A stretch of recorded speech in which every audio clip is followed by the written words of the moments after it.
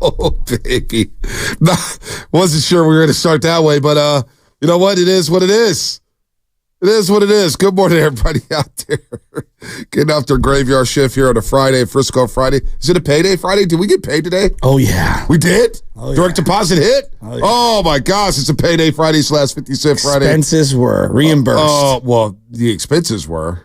But what about our regular pay? It was. Oh, I like that. Because I know it was, because then I start doling money out to different agencies that I owe. Oh, yes, I do see that. Wow. Do I have any bills due right now? Maybe. No, it's not the first and above. Mr. Bill Collector. Possibly. Possibly. By the way, good morning to everybody out there getting after graveyard shift. If you're at work, what is happening? If you're getting ready for work, what is happening to all the overnight dancers? Speaking of strippers, Spadoni, as we, not going to say what somebody was doing on his computer this morning or last night, but somebody was looking up somebody's wife, and the description was stripper / wife of, and I'm not going to say who, but I'll say it. No. No. Yeah. Come on, why would you do that? Come on, Spadoni, you got to learn, man. Because you were the one that did it. I was the one that did it. Right. We were talking about Paul George, and he had a picture with his wife. I was like, oh, who is that? I was like, oh, she's famous, and then I just clicked on it, and I just left it up there for you, buddy. That's how I go down the Instagram, Facebook rabbit hole, when you just start clicking and clicking and clicking and clicking, and the next thing you know, you're just in deep. It's funny. Like Inception. I see a few of you guys liking a lot of pictures. But if you're lucky your wife, well, I'm not going to get into that. By the way, shout out to YouTube, Twitch, brought to you by First NorCal Credit Union. People, I'm not stitches get stitches, man. I was trying to save Spadoni. Upgrade your savings dividend. Open a First NorCal First Class Money Market today. Comcast Business Text Line. Homicide Detectives, good morning to you. Hopefully you're out there doing something. The detectives that are out there, I don't know if you noticed, but Spadoni just pulled a Plaxico burst and shot himself. Yeah, exactly.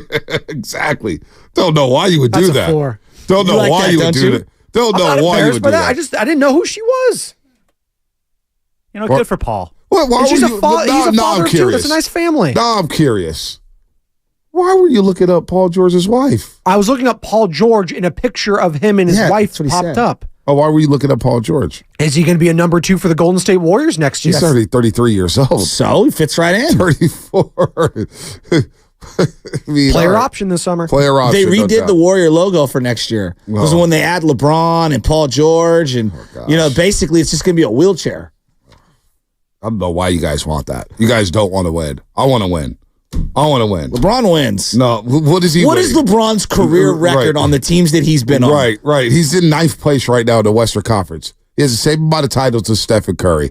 He hid in the Eastern Conference where it was weak for so many freaking years. All right, and he came over to the West Coast, and you see what's happened since he's come over to the Western Conference. It has not been pretty. Go ahead, give him props for the bubble championship. You guys, but I would also say that Laker team isn't as good, and I know he created that Laker team. That's his fault. No doubt. They gave D'Lo all the money. They gave Austin Reeves all the money. They traded for Anthony Davis. They gave Vanderbilt the money. Gave Vincent the money. They traded for Spencer Dinwiddie. They did all that. That's all them. That's all LeBron.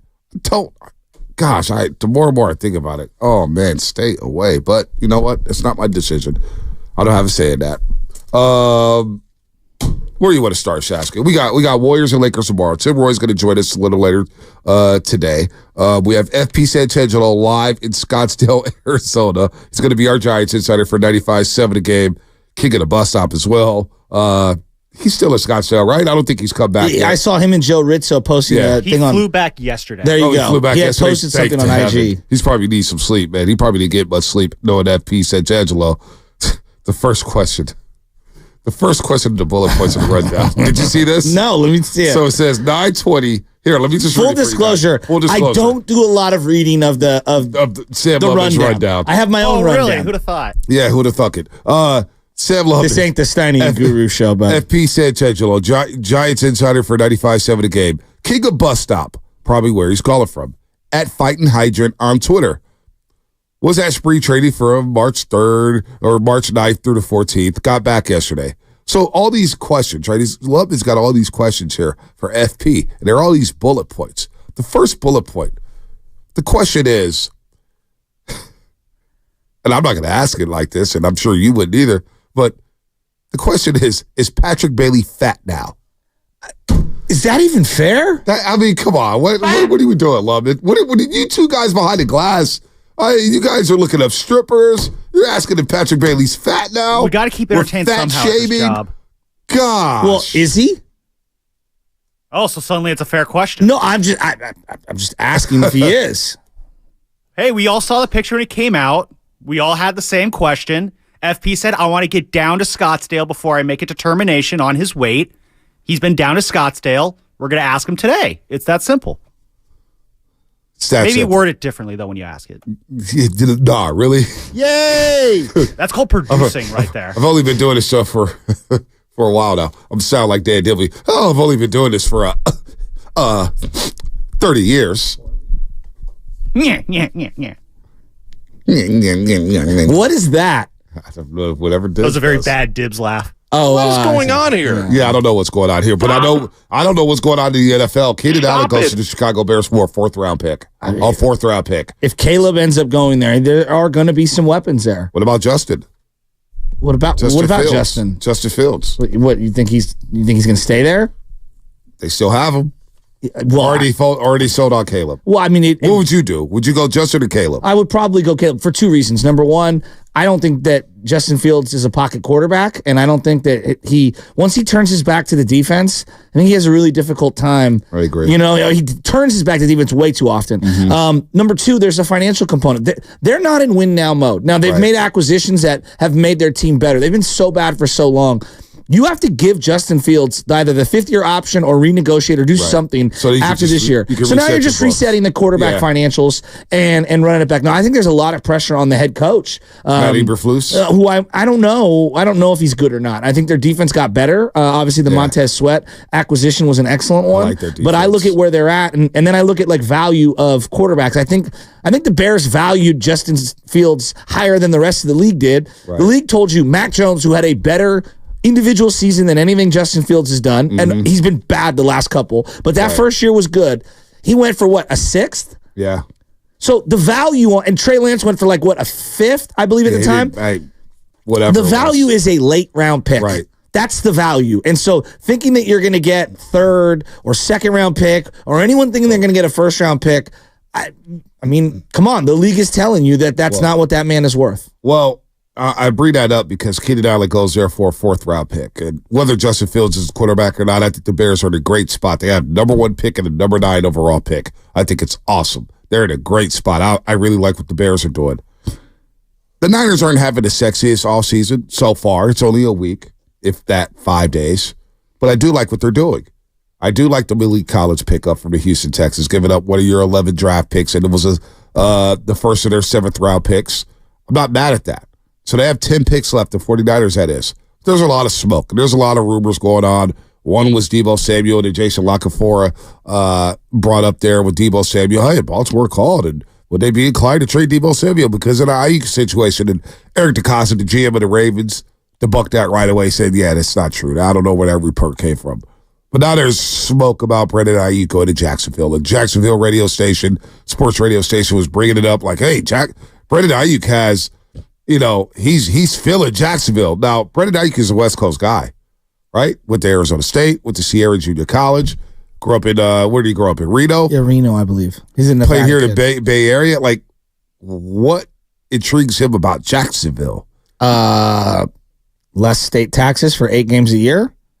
I don't know. I'm literally just. I just keep going. No, maybe he's just done with the situation. Maybe he wants to try something new. I don't know. There's been different points in my life where others have thought that things were perfectly fine with where I was at, and I wasn't happy. I don't know. Maybe he's seeking, more of being the focal point of the passing game. Like if he goes to Jacksonville, I don't think he's the focal point of the passing game. Who is? Christian Kirk. That's Trevor Lawrence's favorite target. Well, until Aiyuk gets there. Well, then you get Evan Ingram, and he's got over 100 catches. Okay. Like Calvin Ridley came to Jacksonville, and everybody thought, oh, man, Calvin Ridley's going to explode. Oh, man, Trevor Lawrence has all these weapons. And he went back to Evan Ingram and Christian Kirk. And their downfall, the Jacksonville Jaguars, their downfall came, pardon me, when Christian Kirk got hurt in that Monday Night Football game against Cincinnati. That was it for them. So we're just having a conversation here about Brandon Aiyuk. You can't tell me in one sentence that you think Brandon Aiyuk is a clear-cut, bona fide number one, and then tell me that on this team. And I do believe he's a number one receiver. Okay. But Christian Kirk has been very, very good for the Jacksonville Jaguars. Well, both can't be true simultaneously. What do you mean both can't be true? Well, you can't say that Christian Kirk's on the same level of Aiyuk when you've been touting that Aiyuk has been excellent. I didn't say that. Well, then you're putting words in my mouth. I didn't say that. I said that Christian Kirk and Evan Ingram are Trevor Lawrence's favorite targets. They traded for Calvin Ridley, and everybody thought, oh, boy, Calvin Ridley's going to be the number one target. Oh, man, blew it up in Atlanta, tore it up. He's coming off a suspension. He's a deep route, blah, blah, blah, blah, blah, blah, blah. And Christian Kirk and Evan Ingram ball out with Trevor Lawrence. So he could be a number one down to Jacksonville. I'm just, from what my eyes tell me, Trevor Lawrence loves Christian Kirk, and he loves Evan Ingram. So one has nothing to do with the other. I'm just trying to figure out why would a rumor about Brandon Aiyuk wanting to go to Jacksonville come out of all places? I'm hypothesizing, Jacksonville. I don't know. I'm hypothesizing, and maybe he has a bitter taste in his mouth. I can't speak on behalf of Brandon Aiyuk, but clearly his family had put out things immediately after the Super Bowl that made it indicate to me that they weren't happy. That doesn't mean things can't be mended, but. Deebo Samuel lost his mind during the offseason and unfollowed everyone on social media. And then he got the big payday and he came back and he did a hold in. So I don't know what's going on. I think this could be a leverage play from Brandon Aiyuk's camp to try to, hey, we've got interest all around the league. Right. If you're not going to pay me $25 million a year or whatever his number is, look at these other teams that are lining up for him. Maybe, again, I'm hypothesizing here. Maybe the Niners said, hey, gauge your interest. See what's out there. I don't know. How is it not tampering? That's what I want to know. Well, everybody tampers. I mean, memo to every sports league out there. Yeah, he's not a free agent. Every league, all these players, especially with cell phones and agents and GMs and all everybody's tampering. Everybody's texting each other during the season. Everybody's tampering. Kyrie Irving was tampering with Kevin Durant when Kevin Durant was playing with the Warriors in his final season. They were all texting left and right, vacationing together, all that stuff. So look, Brandon Aiyuk what is he worth? He is worth what the team tells him he's worth, or whatever money they give him. What do you think he thinks he's worth? But I don't know. I don't want to speak for him. I think he thinks he's worth better than Calvin Ridley. Yeah, he probably is. Yeah. I don't want to speak for him, but I would rather have Brandon Aiyuk than Calvin Ridley. I would too. That's my thing. And then the other aspect of this is, why would the Niners want to trade Brandon Aiyuk? When John Lynch came out at the NFL Combine and said, we're building this thing around Brock Purdy. So why would you take a weapon away from Brock Purdy to draft a young wide receiver? I'm taking proven talent over prospects any day of the week. That's my philosophy in baseball. That's my philosophy in the NFL. I know wide receivers are making a quicker adjustment to the league. I know they are. But now you got to learn the Shanahan system, which they say is very complex. You got to run block. How many college wide receivers are out there run blocking their ass off like Brandon Aiyuk? I don't think there's many. I don't even know if they're asked. I don't even think they're asked to do that. You know what I'm saying? How many wide receivers have the Niners taken since T.O.? A lot. Like 50? A lot. Seriously. And Not five. Not one of them is a premier route runner. Right. In the era of we could find wide receivers by shaking the tree, not this organization. And then I look at the Debo thing, and whether Debo's a pure wide receiver or a football player or whatever, like the fact that they finally landed both of these guys, it makes me very reluctant to move off those guys. Yeah. But what's the thought process behind it? You're saying, they want to build around Purdy. Is there a financial component? This is what I've been kind of alluding to regarding Dak Prescott and his contract. When you are gearing up to pay somebody $40 or $50 million, you can't afford everyone. Is this a premature move to offset some money and get cheaper at the skill position while, gearing yourself up to pay Brock Purdy? I think I want to see another year of the two of the guys together before I make that decision. Yeah, but I don't know, man. I'm not doing that. I can't do that. Doing what? Trading Brandon Aiyuk just to trade him for one pick or two pick. I don't even know what the compensation package will be. I don't. I really don't. But I'm looking at Kansas City trade for Hollywood Brown last night. I'm thinking, damn, another weapon from Mahomes? And you see Hollywood Brown shared a text message thread with Andy Reid. He goes, red diamonds. I'm just like, dang. Here comes Kansas City. And I got to keep up with Kansas City. If I'm thinking like Kyle Shanahan, I have to keep up with Kansas City. I have to keep up with the Philadelphia Eagles. I have to keep up with the Detroit Lions. I have to keep up with the Green Bay Packers. why would the 49ers and at 888-957-9570 make it make sense? Well, why should they even entertain trade talks for Brandon Aiyuk? You need to add weapons in the Super Bowl. I'm thinking we need one more guy. I'm with you. I'm not trying to trade a playmaker who's proven, who was 36 in targets and number 1 in yards per catch. Like, that doesn't make sense to me, Shasky. It just doesn't. I got to pay the man his money. I'll figure out what's going on with Debo, run it back, and eat the bullet this year with the money with Brandon Aiyuk. And then if I got to move off one of these guys next year, specifically Debo Samuel, then I do that. But I don't agree with this. I want to say that on the front end. The only really logical thing that I can come up with, it's one of these two things. Aiyuk is done playing here. Like, that's, but he's just done, and they know that. Or B, they're moving money around because they can't afford everyone. Like, it's not that he's not a good player. He is wouldn't you agree? Right. He's a great player. Yeah. And so he's a very, very good player. I'm not going to say great. I don't want to throw great out there, but very good player. I think at times he played great this year. I'm with you. I think he had an awesome year, right? And I want to see another year of Brock Purdy and Brandon Aiyuk. Like, if you were just for example, you were talking about the Bears, and what are they doing, right? They're going to draft a quarterback. Well, I think in part why Justin Fields struggled is they didn't have weapons. Right. They didn't have weapons his first couple of years. Like, just straight up. Like, he may not be good, but I would also say the talent around him wasn't great. No. When you draft a quarterback, it's get him weapons, protect that man. And so I look at Brock Purdy, it's like, all right, we have weapons. Why would I want to create another hole? The only reason I would want to create another hole is because I financially can't afford everyone, and I need to get cheaper at that particular position. It's really the only thing I can think of. Because to me, there's no X's and O football reason to get rid of Brandon Aiyuk. Right. No, I'm with you. So I don't know if Aiyuk wants out. I don't know. He's a West Coast guy. Why would he want to leave? Now, the same thing could be said for Eric Armstead, who signed a 3-year, $51 million deal with the Jacksonville Jaguars. He reunites with Trent Baalke, the guy who drafted him out of Oregon. And look, he didn't want to take a pay cut with the Niners, and he moves across the country to Jacksonville. Maybe he just wanted to change the scenery. Maybe he felt disrespected by the 49ers, asking him to restructure once again. I have no idea there, but good for him to get a 3-year, $51 million contract. It's been real, Eric Armstead. He'll move across the country. What'd you think about that move? How much was guaranteed? I didn't see the details aren't out on the guarantees yet. So I don't know. It's most people are going to opt out of a shorter term deal to guarantee themselves longer money, right? That's just what most logical thinking sports athletes are going to do, right? And so when you can make a little more money and guarantee yourself more money down the line, I'm not mad at Eric Armstead. I thought he was a good Niner. Talking about you're good, not great. Right. I thought he was a really good Niner. The first couple of years left a lot to be, desired. And then he found his role and he became a leader on this team. And I think he's somebody who had an unbelievable impact in the community and clearly was beloved in that locker room and respected. And I'm going to miss him on some level. Yeah, he was a good Niner, very good Niner, candidate for Walter Payton Man of the Year, multiple years. You saw the impact he had on Javon Kinlaw.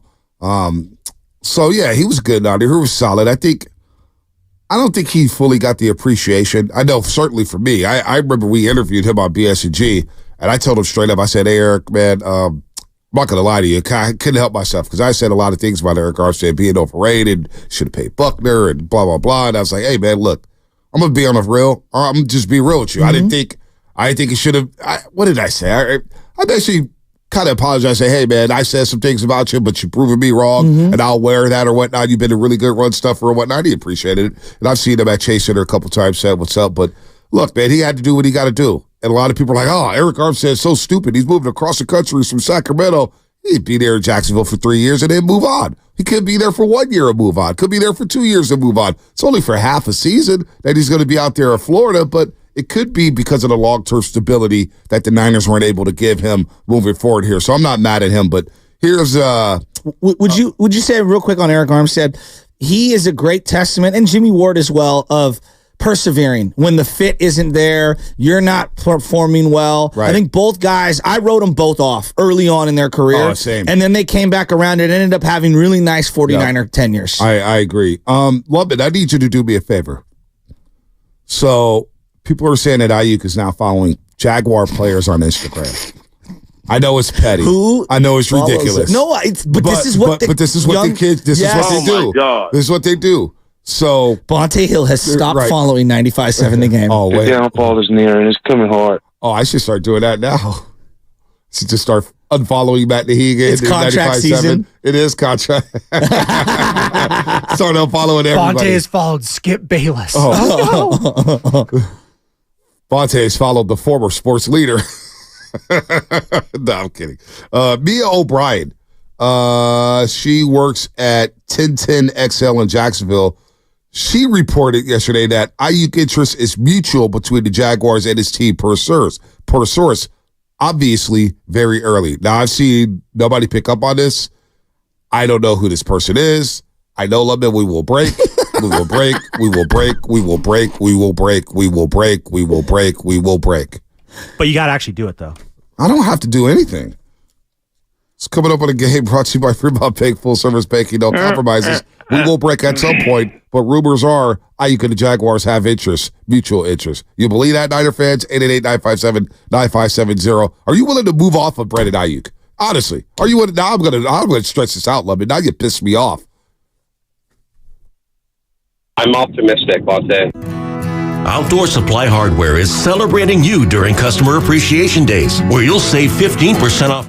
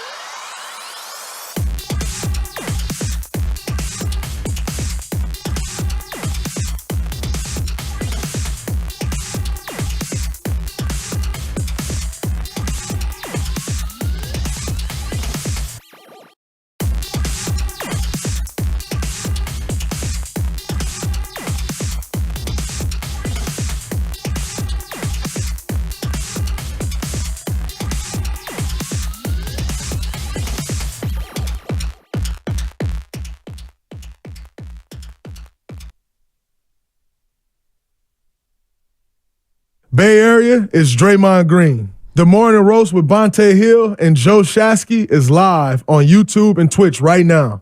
Time for you to like and subscribe. All right, Day-Day, we'll see you tomorrow night in L.A. when the Warriors will take on the Lakers to try to get a win. It's been a while since the Warriors won in L.A. We'll get to that a little bit later. Tim Roy will join us, the voice of the Golden State Warriors, at 8:30 right here on 95.7 The Game as the Warriors get ready to play down at Crypto.com Arena. Monty Poole was really good with Steiny Guru yesterday talking about the emergence of Jonathan Kuminga. I know he sat down with Kuminga alongside Kareth Burke on the Warriors podcast on NBC Sports Bay Area. They talked to Kuminga for about 42 minutes. Really good podcast. And hear from JK open up like that was really, really cool there. But we're talking about Brandon Aiyuk and, rumors are swirling. And we're going to effort Mia O'Brien from 1010 XL 92.5 FM down in Jacksonville. Where did she get this rumor from? She started kind of the rumor, saying there's mutual interest between Aiyuk and the Jaguars by responding to somebody's tweet. It was a response to a tweet. So we're going to figure out what the hell is going on with Brandon Aiyuk. He is following Trevor Lawrence on Instagram. That's about it. I might be caught up in the sadness of the offseason, just like losing the way that they did. I might be, just caught up in the sadness. Okay. So I freely admit that, but there is something about you have to strike when it's your time to win a championship. And I look at the 49ers. I don't think that they're going to be awful next year. I'm not here to say that they're not going to be competitive. They're going to win 11, 12 games and get into the playoffs and all that can happen. They could easily be back in the NFC Championship game. Not easily, but you know what I'm saying. They could be back in the NFC Championship game. It's really difficult, though, when you lose the Super Bowl. There's an emotional toll. There's clearly a financial domino thing that starts to happen where everyone has great years and certain guys want to get paid or they price themselves off your roster. But it's just, and you've heard Debo allude to this. I really hope that the Niners didn't miss out on their Super Bowl window, because I look at certain teams, I think about the Warriors, winning that championship in 2014, 2015. I don't think anything else happens if they don't win that championship. And it's easy to say, you know what I mean? But you got to strike while the iron's hot. It just so happened that San Antonio kind of takes a downfall slightly because they lose some players and LeBron goes to Cleveland. And there's a variety of things that happen, and it kind of just cleared the runway for the Niners. And I'm looking now, and I still think they're at the top of the NFC. But Detroit's going to be a lot better. Philly feels like they're a little more rejuvenated. They're going to have new coordinators. Green Bay's going to be a year older. Who am I omitting? Are the Rams? Do you think the Rams are going to be in the mix? I think the path to the Super Bowl is just going to be a lot more difficult this year than it was last year. It's always difficult. I mean, you play the AFC East this year with Buffalo, Miami. You have to go out there to the East Coast. Jets and the Patriots come here. Patriots are not going to be good. We'll see about the Jets. They do have a really, really, really good defense, and Robert Saleh coming back to Levi's Stadium. That'll be a family affair there when the Niners take on the Jets at Levi's. You have Kansas City coming to Levi's Stadium. You have the NFC North. Detroit's coming back to Levi's. You have to play the Packers in Green Bay. You have to play Minnesota in Minnesota. You have the Bears, who have a good defense, and they're going to be flying around here, and they got new optimism, and they got two wide receivers who can go, Keenan Allen and DJ Moore. They're going to be good. I do believe the Bears are going to be good next season. They're going to be tough. So, yeah, it's not going to be easy. And usually when a team goes to a Super Bowl, there's that regression automatically here. The hangover or whatever. Man, if you have the same offense that average 29 points a game and you bring them back, is that good enough? Is that good enough? Christian McCaffrey did win Offensive Player of the Year.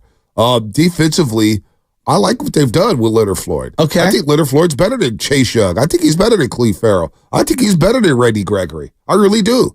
Leonard Floyd's been a solid pro for a long time, and he doesn't miss games. Malik Collins, the more I read about him, the more I watch and everything about that, hell, the guy looks like a solid trade. A 7th-round pick from Malik Collins feels like a steal. What about the linebacker? Trey Greenlaw. Well, they have to fix the linebacker. That's huge. To me, that's huge. That is huge. And the Niners have done well when it comes to linebackers.